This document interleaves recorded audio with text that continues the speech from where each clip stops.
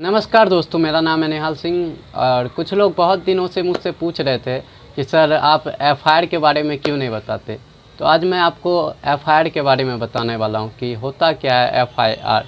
First information report. जो अगर कहीं पे क्राइम हुआ, बेसिकली मैं आपको समझाता हूं, कहीं पे क्राइम हुआ तो वहां का जब पुलिस जांच करेगी तो फर्स्ट इन्फॉर्मेशन रिपोर्ट जो होता है एफआईआर, उसमें वो सारी चीज़ दर्ज करेगी कि गाची टोला पावर हाउस में क्राइम हुआ, कितने बज के कितने टाइम में क्राइम हुआ और कौन कौन लोग इसमें इन्वॉल्व हैं।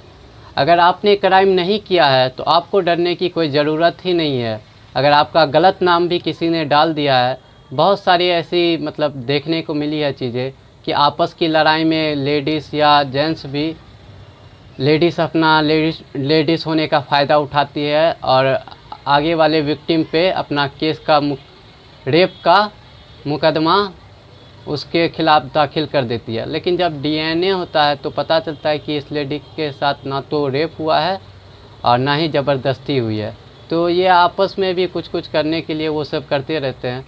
तो अगर आप क्राइम नहीं किया है तो आपको डरने की कोई ज़रूरत नहीं है एफआईआर से, अगर कोई कर भी देता है तो।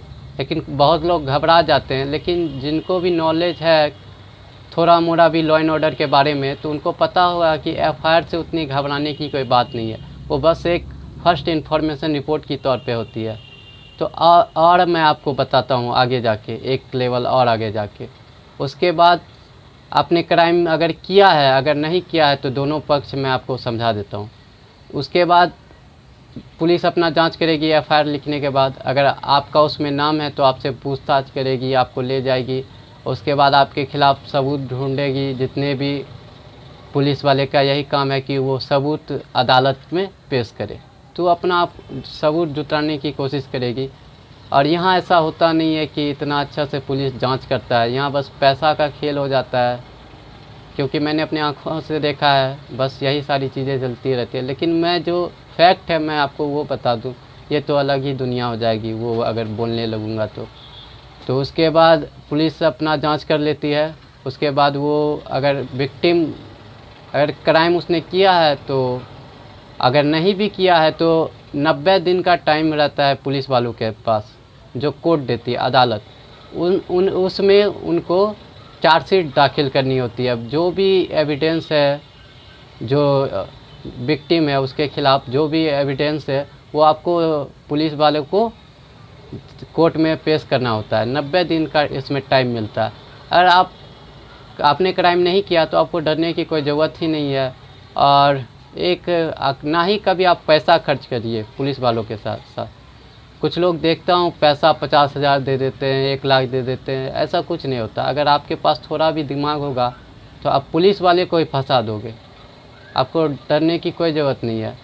अगर आपने किया ही नहीं है जो गलती, तो उसमें आपको वो चाह के भी नहीं फंसा सकते। लेकिन कुछ लोग इस चीज़ से डरते हैं। तो मैं बस यही बताना चाहता हूँ कि एफआईआर बस यही चीज़ है, first information report. FIR court का फाइनल रिपोर्ट नहीं होता कि आपने सचमुच किया ही है। एफआईआर बस होता है फर्स्ट इन्फॉर्मेशन रिपोर्ट। तो एफआईआर देखो, किसी को जज नहीं करना चाहिए कि अगर किसी पे रेप का केस चल रहा है तो हो सकता है आपस के झगड़े में भी बहुत लोग लेडीज़ होने का फ़ायदा उठाती है, तो सामने वाले पे केस कर देती है कि इसने मेरा रेप किया। जब डीएनए होता है तो पता चल जाता है कि ना तो इसके साथ रेप हुआ है और ना ही ज़बरदस्ती की गई है। तो ऐसा चलता रहता है लगभग हमारे आसपास। तो बस